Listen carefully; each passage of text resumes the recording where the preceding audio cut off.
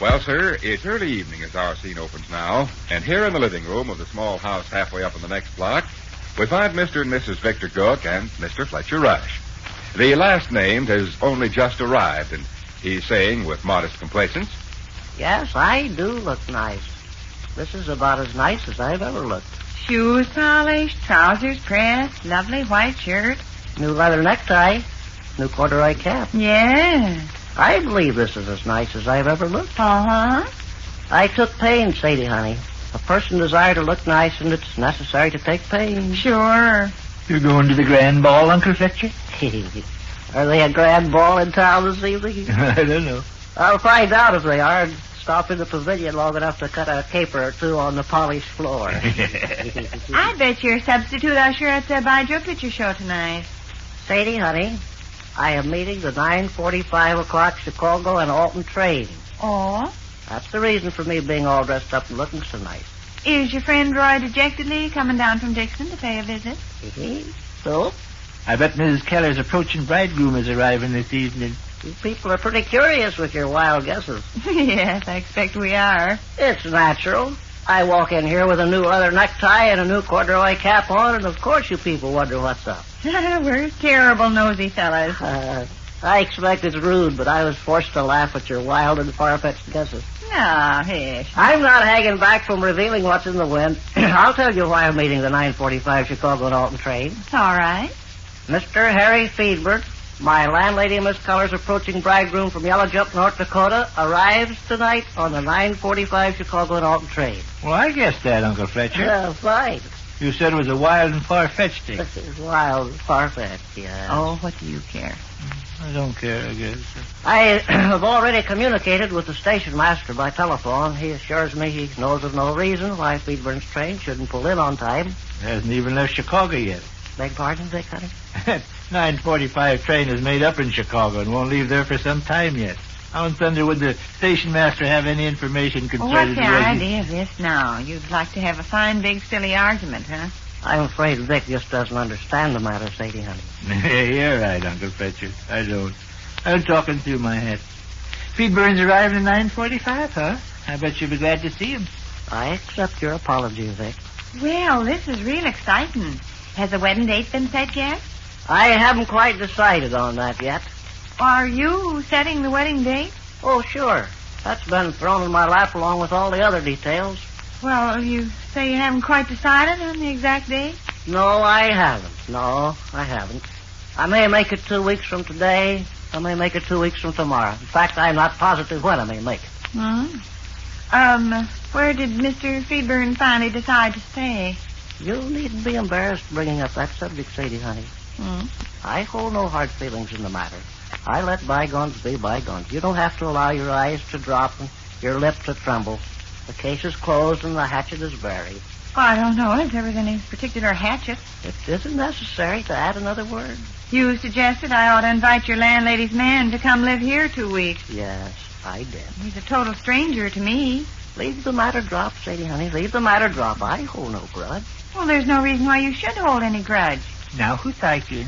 Since these 900 million half-wit details were tossed in my lap, it was natural for me to look around at my loved ones with sympathy and cooperation. Oh, yes, sympathy and cooperation. Sympathy and cooperation was all I asked. Now who's arguing? Uncle Fletcher, there's not one single smidgen of sympathy or cooperation mixed up in this. Why should I open up my house to a total, complete stranger for 2 weeks? He's a well-to-do man. You told me so yourself. And there's a lovely grand hotel here in town. Why on earth should I take in an utter stranger for 2 weeks just because... I refuse to quarrel with you, Sadie, honey. I refuse to quarrel with you. Perhaps I'd best go meet my train. No, stick around. Quarrel some more. Besides, this fancy Chicago train that you're going to meet hasn't even left Chicago yet. No, it just so happened that I attempted to make the arrangements to which you objected because of Harry Feedburn being my approaching landlady. Well, he's not my approaching landlady. My approaching landlady's bridegroom is what I mean. Oh, yes, Uncle Fletcher, we're acting crazy. I hold no grudge. Well, no, of course you don't. Where is Mr. Feedburn going to live during the interim prior to his getting married? He's stopping at the Butler House Hotel. Oh? He will occupy the bridal suite. Really? It was considered fitting and proper that he occupy the bridal suite. Yeah, sure. Mm-hmm. Well, hey, where's Hank Goodstop? Hank, that's so. You said Feedburn was going to occupy the bridal suite. Hank Goodstop lives there. An arrangement was made with Hank. Oh? Mr. Feedburn will share the bridal suite with Hank. There's plenty of room. Uh-huh.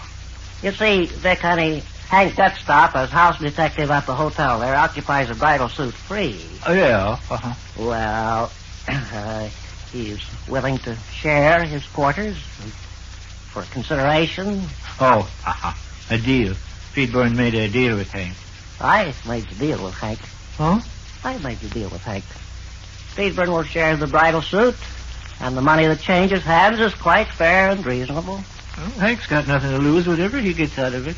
The management of the hotel, of course, are not privy to the matter. I bet not. Feedburn will slink in and out of the establishment during periods when their desk clerk's attention is fixed on some other direction. Yes, it was thought fitting and proper that Mr. Feedburn occupy the bridal suite during the 2 weeks prior to his wedding. A very nice arrangement. My idea, A mighty good one. yes. And as you likely know, I've had dozens of others, but it's running me ragged. I've got to be careful. Yes, sir. You'll get caught up in the frenzied floodgates of activity and be destroyed against the rocks. Exactly. It's been an enormous undertaking. I'd never tackled it again in 1,000 years. Why, I no more than get 30 or 40 details arranged and some new problem arises. A new problem arose just this noon. What was that? My landlady, Miss Keller, all of a sudden got lukewarm. On the idea of getting married? Yes, on the idea of getting married. Well, tell us about it. Was at the dinner table this noon. She passed several strange, peculiar remarks. I didn't think nothing about it for a while, but I began to prick up my ears. Pretty quick, I got the drift. She was getting lukewarm on the notion of getting married, huh? She was getting lukewarm on the notion of getting married. Well, why? Well, you see, she'd been bothered by this, that, and the other thing in recent months. Some of her best hens quit laying. Her teeth didn't fit right. She was afraid she needed stronger glasses. I don't know. A whole batch of annoyances was stuck in her craw. She felt like she needed a husband's protection. Uh-huh. Well, here early in the week, her troubles kind of disappeared. Her hens began to lay. Doc Keevy fixed her teeth so they sit in her mouth proper. Her eyes felt all right again. And this, that, and the other thing happened. And she began to wonder why she should go through with all the bother and nuisance of getting married. Well, gee.